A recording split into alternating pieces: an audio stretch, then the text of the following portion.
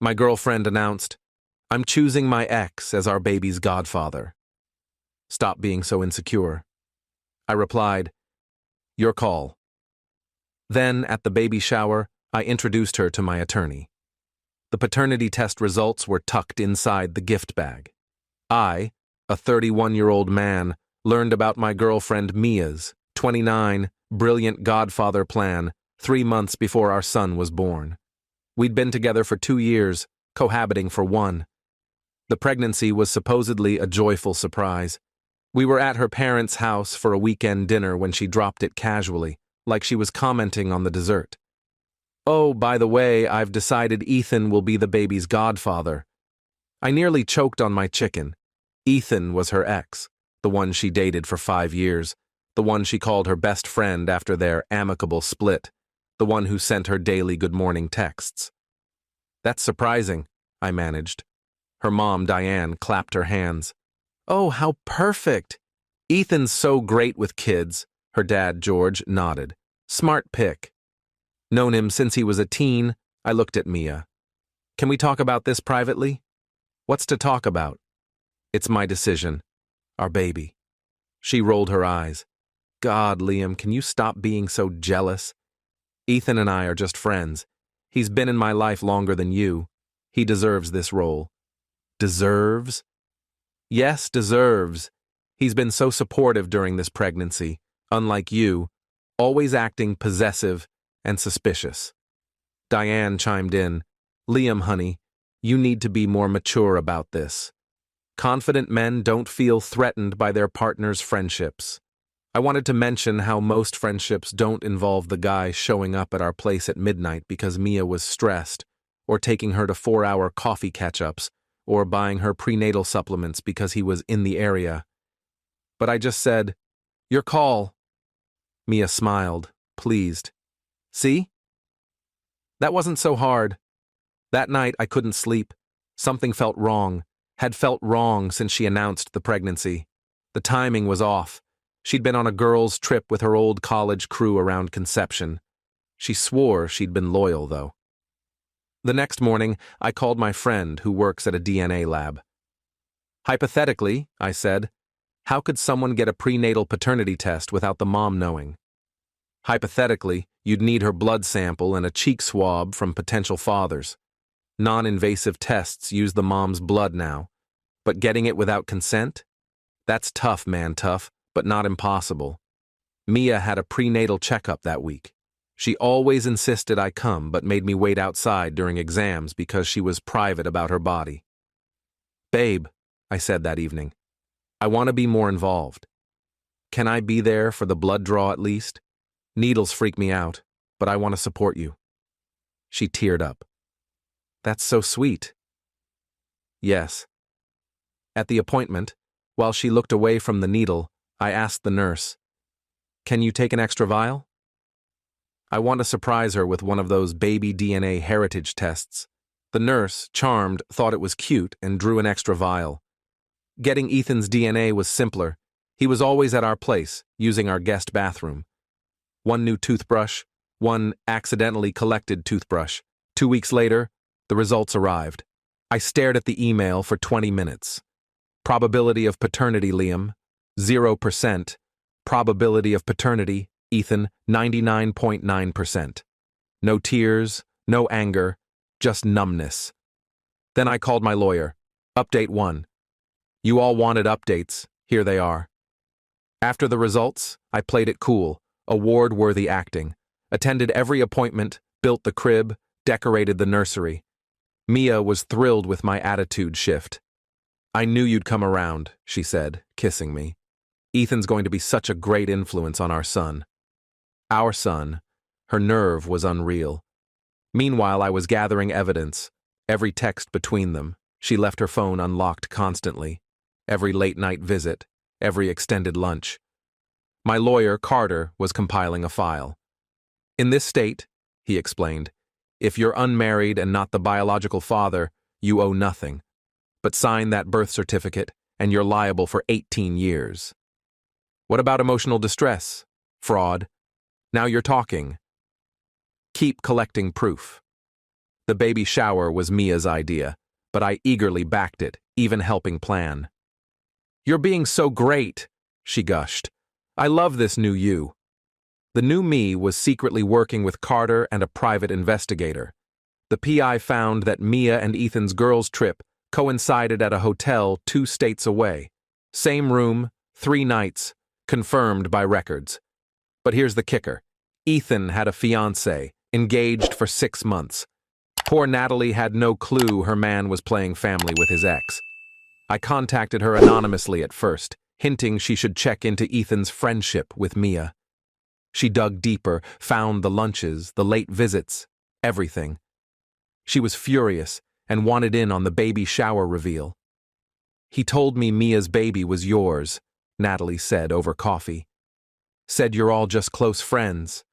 I'm such a fool. You're not. They're just expert liars. What's the plan?" "You'll see. Just show up looking stunning."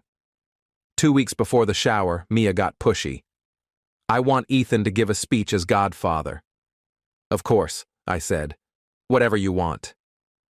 She also wanted him in the delivery room for support. Sure thing. Her entitlement was skyrocketing. She started comparing me to Ethan openly. Ethan would have bought the eco-friendly diapers. Ethan says we should use reusable ones. Ethan's reading all these parenting books. Her parents were worse. George pulled me aside. "It takes a village, son. Don't feel threatened by Ethan's role. Real men share my girlfriend with her ex, who got her pregnant?" "Sure, George." The week before the shower, Mia made her biggest slip-up. She added me to a group chat with her mom and sisters but forgot the message history. 3 months back, before the Godfather announcement, Mia.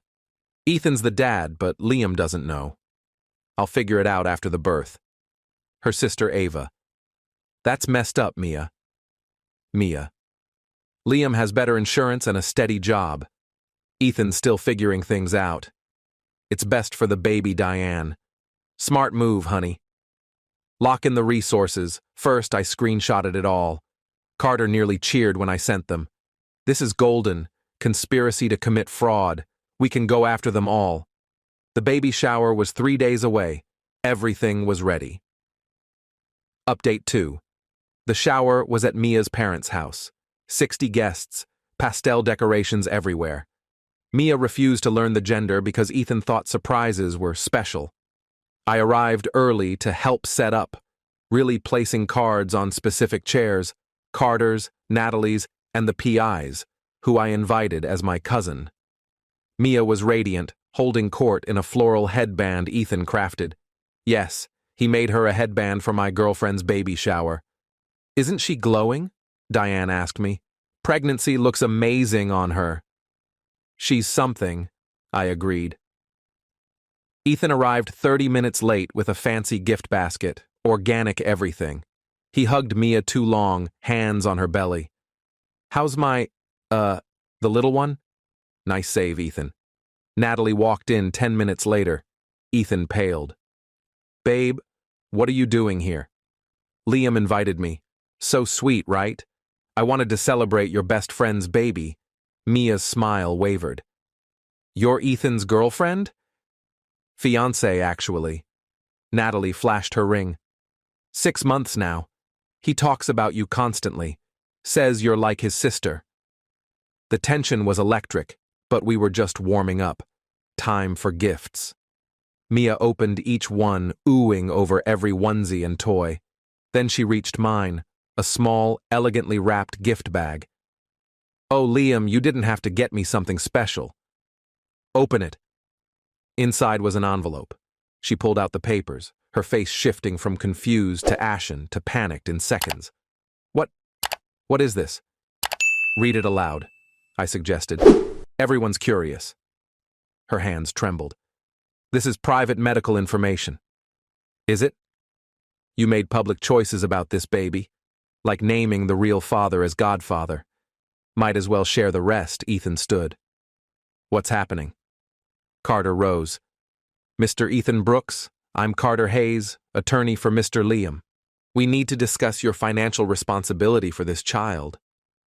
The room erupted. Diane. This is outrageous. George. You're ruining her shower. Oh, sorry. Should I have waited until she put my name on the birth certificate for a kid that's not mine? You don't know that. 99.9% sure I do, George. It's in the results. Had to get them because your daughter's been sleeping with her ex while living in my home. Mia sobbed, not delicate tears, but full-on wailing. You invaded my privacy, like you invaded our relationship. Natalie stepped up. 3 nights, Ethan. You were at a hotel with her. Ethan tried to bolt. Carter's PI cousin blocked the door. We're not finished, the PI said, pulling out his file. I have photos, hotel receipts, credit card records. You paid for the room, Mr. Brooks, on the card you share with your fiancé. Natalie laughed bitterly. You used our card to cheat on me? But the best was yet to come. Ava stood. I can't keep this up, Liam. I'm sorry. She's known Ethan was the father from the start. She had a spreadsheet comparing your salary to his. You were the plan because you have better benefits, Mia screamed at her sister. Shut up, Ava. No, this is wrong. You made me lie. You said it was for the baby, but it's just for you. Diane tried to salvage things. Everyone, calm down. It's a misunderstanding. Is it? I pulled out my phone. Should I play the recording of you coaching Mia to secure my resources? The room fell silent. Carter cleared his throat. Ms. Mia, you have 2 options. Sign this document stating Mr. Liam has no parental obligations, or we pursue fraud charges. Your choice. You can't do this.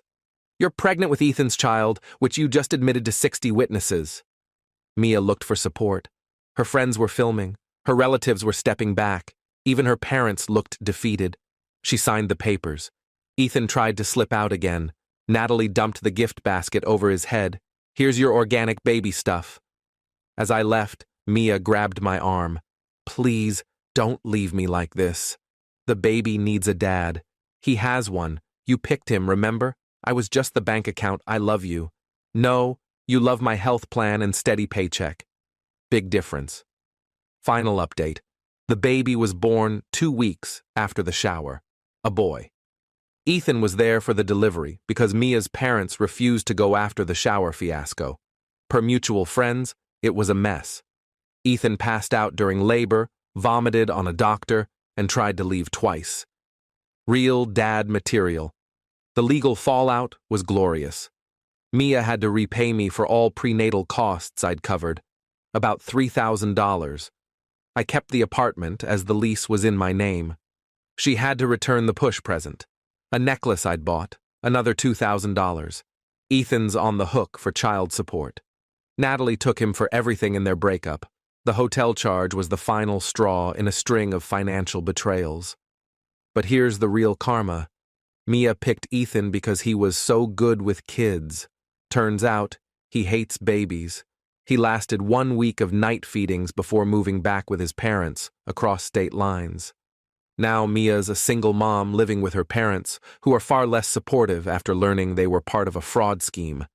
Diane had to explain to her knitting group why her daughter's baby shower ended with legal papers. George was kicked out of his country club after a shower guest, a member, shared the story. Ava texted last week. Mia's now chasing her high school ex, who just got an inheritance. She's hinting Ethan was abusive and she needs a real father for her son. The ex sent her messages to Ethan's lawyer. Ethan's now fighting for full custody to spite her. Me? I'm thriving. Started dating Zoe from my cycling class. She thinks this saga is wild and jokes about mandatory DNA tests for future kids. Fair enough. Last week I ran into Mia at a supermarket, buying formula. Guess organic breastfeeding didn't pan out, while her mom held the crying baby. Liam? She tried. Can we talk? No thanks, I'm good. I made a mistake. Several, actually. Your boyfriend's the dad, remember? Oh wait, where's Ethan? Diane jumped in. He abandoned them. A real woman wouldn't lie about paternity, Diane. Funny how that works. As I walked away, the baby's cries got louder, and Mia was snapping at her mom. The kid's colicky apparently screams for hours nightly. Ethan calls it karma in the bitter co-parenting app messages Mia posts about. To those asking if I feel bad for the baby, I do. He didn't choose this. I've put the $3,000 Mia repaid into a college fund for him. At 18, I'll reach out. He deserves to know someone was once ready to love him fully, until his mom valued her ex's attention over honesty. To those saying I should have stepped up and raised him, why? To teach him lies have no consequences? That you can scam people if you're pregnant? No way. Mia made her choice. She chose Ethan. She got Ethan.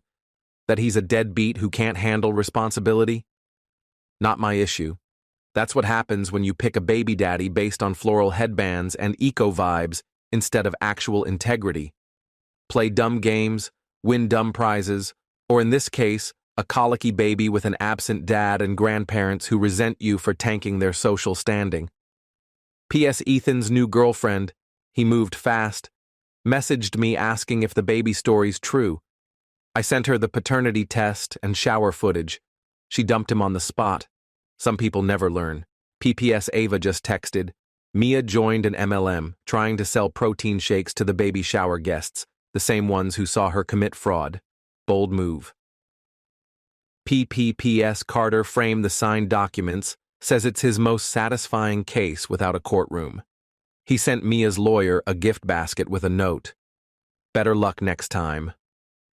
Absolute legend.